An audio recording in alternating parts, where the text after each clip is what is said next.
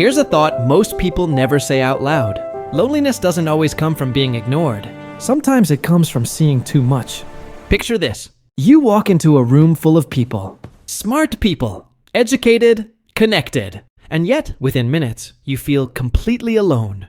Not misunderstood in a dramatic way. Not rejected. Just slightly out of sync. Like you're listening to a radio station no one else can hear. Here's the uncomfortable truth most people don't like saying out loud.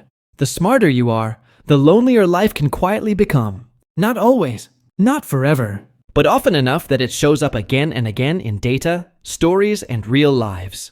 And right now, this matters more than ever.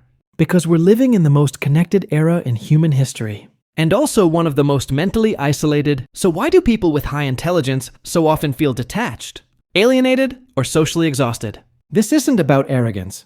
It's not about being too smart for others. And it's definitely not a compliment disguised as suffering. It's a system problem. A mismatch between how intelligence works and how society is built.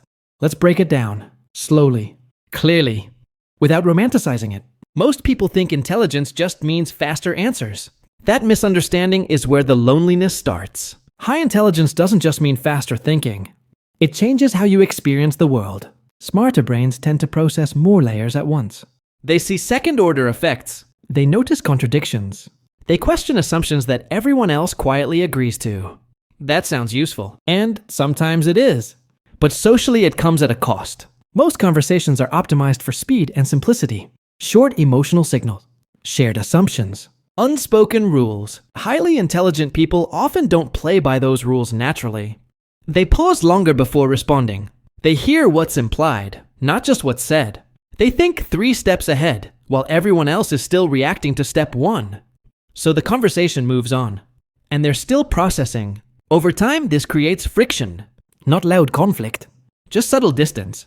Now add to the numbers. Studies consistently show that people with higher cognitive ability report fewer close friendships on average. Not 0, just fewer. Why? Because relationships run on frequency, not depth. Most social bonds form through repetition. Same places. Same routines. Same topics. Highly intelligent people tend to crave depth. They want compression, meaning per minute. And that filters out most casual interaction. It's not that they don't like people. It's that shallow repetition feels expensive, mentally expensive. So they opt out, quietly. Here's the part nobody warns you about. Independence can slowly erase belonging. Intelligence also correlates with a trait psychologists call high mental autonomy. In simple terms, smart people rely less on social validation to make decisions. They don't need the group to tell them what to think.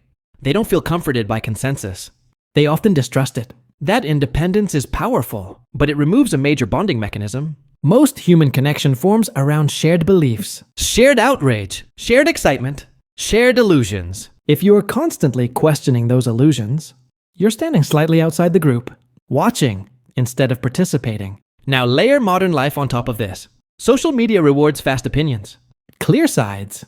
Emotion over nuance. Algorithms don't promote careful thinking. They promote certainty. Highly intelligent people tend to live in uncertainty. They're aware of what they don't know. That makes them quieter online, less reactive, less visible, which ironically makes them feel even more isolated in a world that mistakes loudness for belonging. And then there's the emotional side. Higher intelligence is correlated with higher rates of anxiety and rumination. Not because smart people are fragile, but because they simulate more futures. They run more scenarios. They replay conversations. They analyze tone. They question intent. A simple social moment doesn't end when the conversation ends. It continues. Internally. That makes socializing tiring. So over time, withdrawal starts to feel like relief. But relief turns into isolation. And isolation turns into loneliness. Quiet loneliness. The kind that doesn't look like sadness. It looks like being fine. This is where the irony fully reveals itself. Society sells a fantasy about intelligence. Be smart. Excel. You'll find your people. Reality is messier. As intelligence increases, the pool of people who think similarly shrinks. Not better, not worse, just similar. Statistically, that means fewer natural matches. Imagine tuning a radio to a very specific frequency. The signal is clear, but there aren't many stations there, so connection becomes rare. And rare things feel precious, but also lonely. Highly intelligent people often understand people deeply, but feel deeply misunderstood themselves. They can model others' emotions, predict reactions, read subtext, yet struggle to feel seen, because being understood requires someone who can follow your mental leaps. and most people can't. So the intelligent person simplifies. They edit themselves. They translate. And after doing that long enough, they start wondering, if I'm always translating, Who actually knows me?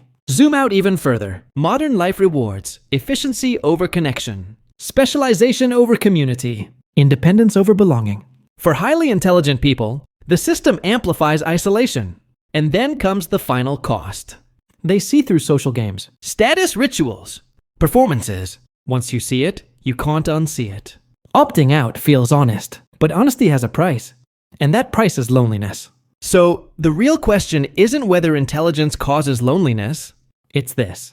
In a world optimized for speed, noise, and certainty, what does real connection look like for minds that move deeper, slower, and quieter? And is loneliness the cost of seeing clearly?